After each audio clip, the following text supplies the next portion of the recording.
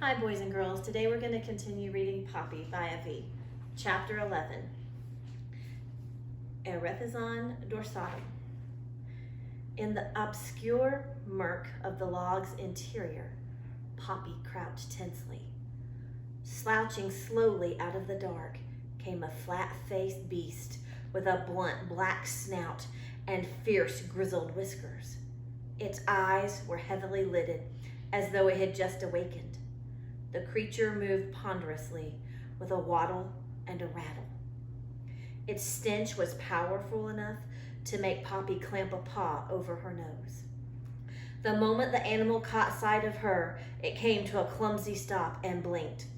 "What the bee's butt are you doing here, furball?" it snarled. Poppy, wishing she knew what kind of animal she was facing, could only whisper, "It's just me, sir."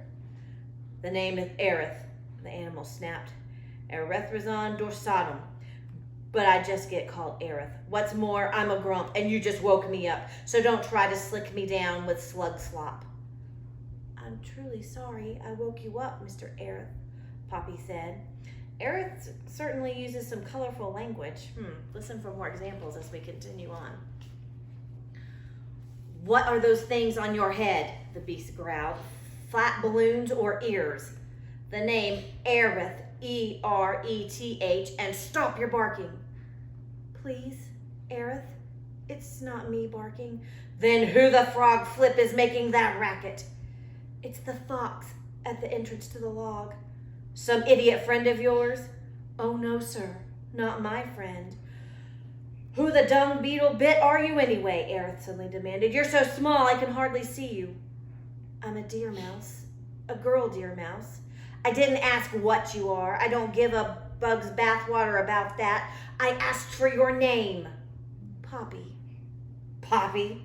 What kind of idiotic name is that?" "Please, it's a family tradition. We're named after flowers and fruits." "Erethizon dorsatum is my name, Latin name.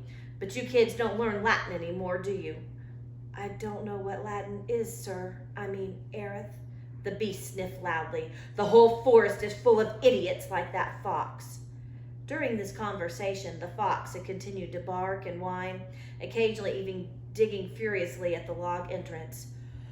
"Pop, fop, snop," Aerith cried, "or whatever your idiot name is. Would you please tell that fox to shut up?"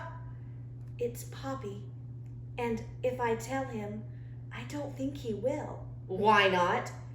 "He wants to eat me," Poppy said faintly. "Eat you?" "Yes." "Jerk," Aerith said scornfully. "But then all meat eaters are jerks. Ever notice that?" And here's a picture.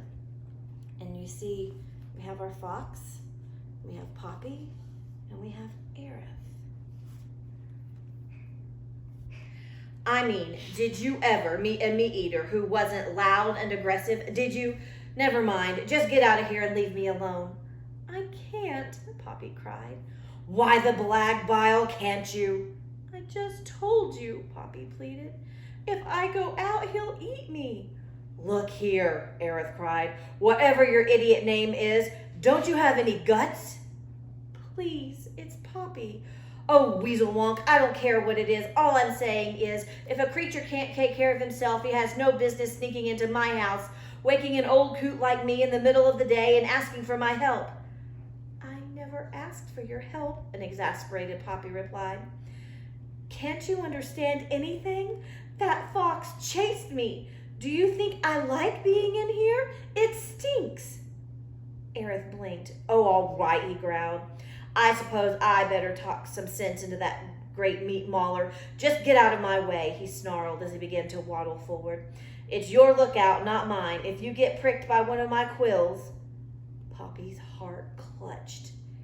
Did you say quills?" she stammered. "Of course I say quills, fuzzball." "Yes, but..." "But what?" Now, what do you think Poppy is thinking right about now? Bet she's freaking out a little bit. Poppy was dizzy with fear. Her knees shook. She found it hard to swallow. "What are you?" "Don't you have eyes?" Aerith screeched. Or are those spots on your face buttons? I'm a porcupine. Porcupine. The word turned Poppy numb. She could hardly breathe. She could not think. Floppy or Poppy, Aerith bellowed. Will you get your flea-flicking self out of my way? Poppy dived against the pulpy wall of the log and squeezed herself flat to allow Aerith room. Even so, as the porcupine waddled by, his quills raked across her belly like a rusty comb. I'll read that again. His quills raked across her belly. Let me try that again.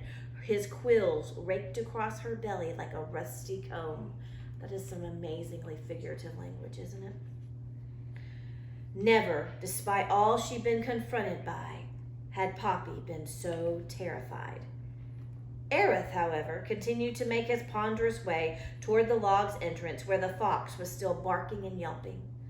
Poppy felt sure that once the fox was disposed of, the prickly monster would turn on her. First, he would shoot her with his quills. Next, he would stab her. Then he would skewer her. Finally, he would chop her into tiny bits and eat her. For a moment, Poppy considered offering herself to the fox. If the choice was between being swallowed in one gulp or being tortured by this porcupine, surely death by a fox would be preferable. Poppy stared into the darkness of the log. Perhaps there was an escape hole, but, frozen by the terror of her predicament, she could not move. Instead, her eyes turned toward the entrance, certain she was about to witness some ghastly carnage. Sure enough, when Aerith reached the log opening, Poppy heard him screech, "Fox, you braying bag of bones, what's this hullabaloo? Can an old creature get some quiet in his own home?" "I'm sorry, Aerith," Fox returned in a voice that was at best sniveling.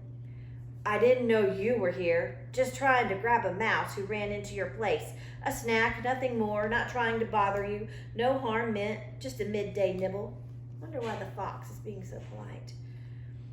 "Don't nag me about your nibbles, you nitwit," Aerith bellowed. "When I say get lost, I do mean it."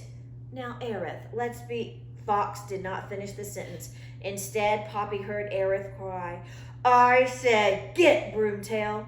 This order was followed by a whack, a yelp of pain, and a frantic scramble of paws, concluding with barking and whining that grew faint with amazing rapidity. Poppy was sure the fox was being devoured, but more frightening still, she saw the porcupine wheel about and start to waddle back down the log in her direction. Poppy panicked. She turned and fled toward her one hope of escape, the log's other end. The further into the log Poppy went, the more foul-smelling it became.